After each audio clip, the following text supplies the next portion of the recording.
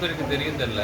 டாஸ்மாக் ஆரம்பிச்சதுக்கு நோக்கமே என்னன்னா, இந்த கள்ளச்சாராயத்தை ஒழிக்கணும், வேற பாதையில நம்ம மக்கள் போயிடக்கூடாது. இது வருவாய்க்கு அரசோட வருவாய் மட்டும் நோக்கம் இல்லை, வரைமுறைப்படுத்தணும் அப்படிங்கறதுக்காக உருவாக்கப்பட்ட ஒரு துறை தான் டாஸ்மாக். ஆனா இது 23 வருஷமா 2003 இருந்து 23 வருஷமா டாஸ்மாக்னாலே சம்பாதிக்கிறதுக்கும் இல்லீகல் பண்ணுறவங்களுக்கு மட்டும்தான் அந்த துறையை கையில் இருந்தனால தான் அந்த துறையிலே இவ்வளோ மோசமான லெவலில் இருந்துச்சு.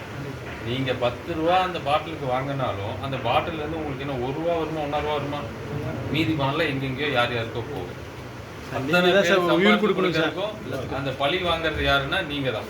நம்ம மொத்த குடும்பத்தையே இழுத்து திட்ட ஆரம்பிச்சுருவாங்க. ஸோ அதனால தான் முதல்ல இந்த 10 ரூபாயை ஒழிக்கணும். இந்த பாட்டிலுக்கு நான் அதை கூட நிறைய பேர் தப்பாக புரிஞ்சுட்டாங்க. நீங்கள் வந்ததுக்கு அப்புறமே அந்த 10 ரூபா சேர்த்து தானே வாங்குறீங்க அப்படிலாம் சொன்னாங்க. நான் சொல்ல வந்து எதுனா டெபாசிட் அமௌண்ட் அந்த ஸ்டிக்கர் 10 ரூபா தான் வாங்கணும், அதுக்கு மேலே 10 ரூபா வாங்கக்கூடாது அப்படிங்கிறத. அந்த டெபாசிட் அமௌண்ட்டையும் இன்னும் சீக்கிரம் நான் சொன்ன மாதிரி அந்த ஜூன் மாதத்துக்குள்ளே நீங்கள் அந்த பாட்டில் உங்கள் கையில் வாங்க வேண்டாம். நீங்கள் அந்த கெட்ட பேர் உங்களுக்கு வேண்டாம். அதை கண்டிப்பாக அது இன்றைக்கி கூட நான் பேசினேன். கண்டிப்பாக இந்த 1 மாதத்தில் பண்ணிடலாம் சார் தான் சொல்லியிருக்கேன். அது பண்ணிடுவோம். அதுக்கப்புறம் படிப்படியாக நம்மளுடைய ஊதியத்தை உயர்த்துறது, அப்புறம் நம்மளோட வந்து அந்த கரண்ட் பில்லுக்கு அது ஆல்ரெடி அந்த ப்ராசஸ் நடந்து முடிய போகுது. அப்புறம் நீங்கள் உட்காந்து ஸ்டிக்கர் ஒட்டாத மாதிரி இருக்கிறதுக்கு மேனுஃபேக்சரிங்லேயே ஸ்டிக்கர் ஒட்டி வர்றதுக்கான ஒரு முயற்சி. ஸோ இந்த மாதிரி எல்லா முயற்சியும் எடுத்துகிட்டு, ஏன்னா எனக்கு எந்த வேலையும் இல்லை, எந்த நோக்கமும் இல்லை. இந்த பார் எடுத்துகிட்டு கட்சிக்காரங்களாம் மொத்தமாக தமிழ்நாட்டில் இருக்க 4600 பாரில் 3600 பார் நானே எடுத்து நான் தான் ஒவ்வொருத்தருக்கும் கொடுப்பேன், நீ உள்வாழைக்கு தான் வரணும், சொந்த பில்டிங்காரனையும் உள்வாழைக்கு இருக்க வைக்கிற மாதிரிலாம் நிச்சயம் நம்ம ஆட்சியில் இருக்காது. சிஎம் ஃபஸ்ட்டு சொன்னது என்னென்னா, இந்த மாதிரி எதெல்லாம் லீக்கேஜ் எதெல்லாம் தப்பாக நடந்துகிட்ருக்கு அது அத்தனையுமே ஒழிக்கணும்னு சொன்னார். ஸோ அதுபடி தான் இப்போ வரைக்கும் நடந்துட்டுருக்கேன். உண்மையில் நான் வந்து இன்றைக்கி 8 நாள் ஆச்சு.